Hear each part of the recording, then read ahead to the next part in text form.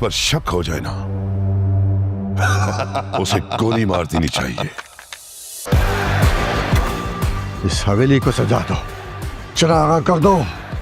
लाला, अपने इंतकाम की आग को बुझाने की तैयारी कर लो।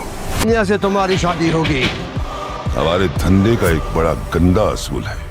तो असल में वो भरोसा नहीं करता। आपके कहने का मतलब ये जानी कि इस सब के पीछे मेरा हाथ था। जकरिया, जब कोई बेवजह किसी से ये कहे ना कि वो उस पर बहुत भरोसा करता है, तुम तो बड़े चालाक निकले। बादशाह बनते नहीं हैं, बादशाह पैदा होते हैं।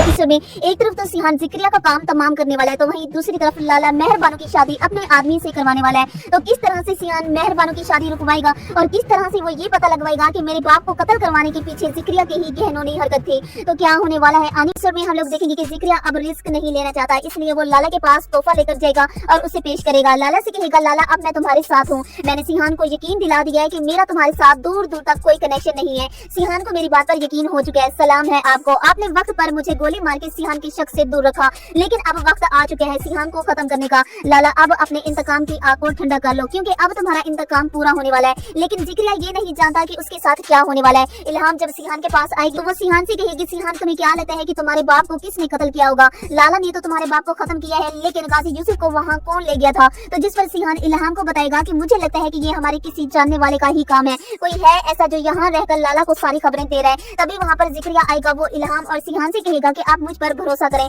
मैं सर को बचाना चाहता था लेकिन लाला ने मुझ पर गोली चला दी और मैं सर को नहीं बचा सका। तो जिस पर सिहान जिक्रिया से कहेगा, जिक्रिया जब कोई किसी से ये कहे ना कि वो उस पर बेवजह बहुत भरोसा करता है, तो दरअसल वो उस पर भरोसा नहीं करता, वो उससे झूठ बोल रहा होता है। ये सुनकर जिक्रिया हैरान होकर सिहान से कहेगा, सिहान बाबा, आपको लगता है कि गाजी यूसुफ को मरवाने के पीछे मेरा हाथ है, आप मुझ पर शक कर रहे हैं? तो जिस पर सिहान बात को टाल देगा और वो जिक्रिया से कहेगा कि फिलहाल तो नहीं, लेकिन अब तुम्हें यहाँ से जाना चाहिए। जिक्रिया वहाँ से चला जाएगा, लेकिन सिहान के कहने पर वो पुलिस ऑफिसर लाला के आदमियों को लालच देकर सारा सच उगलवा लेगा। लाला के आदमी पुलिस ऑफिसर को बताएंगे कि लाला बहुत शातिर है, वो मेहरबानों की शादी अपने नौकर से करवाने वाला है, यहाँ तक कि गाजी यूसुफ को मरवाने के पीछे भी लाला का ही हाथ है और जिक्रिया लाला के साथ मिला हुआ है। जब वो पुलिस ऑफिसर वहाँ से सारे सबूत इकट्ठे करेगा तो आकर सिहान को बताएगा। सच सुनकर सिहान के पांव तले से जमीन ही निकल जाएगी। वो फौरन घर वापस आएगा और जिक्रिया से कहेगा, जिक्रिया अभी मेरे कमरे में आओ। जिक्रिया जब सिहान के साथ कमरे में आएगा तो सिहान जिक्रिया से कहेगा कि तुम मुझे सच बताओ, लाला से कितने पैसे लिए हैं मेरे डैड को मरवाने के पीछे? ये सुनकर जिक्रिया चौंक जाएगा और वो सिहान से कहेगा, नहीं सिहान बाबा, आपको शायद गलतफहमी हुई है, मैं तो लाला के साथ नहीं मिला हुआ।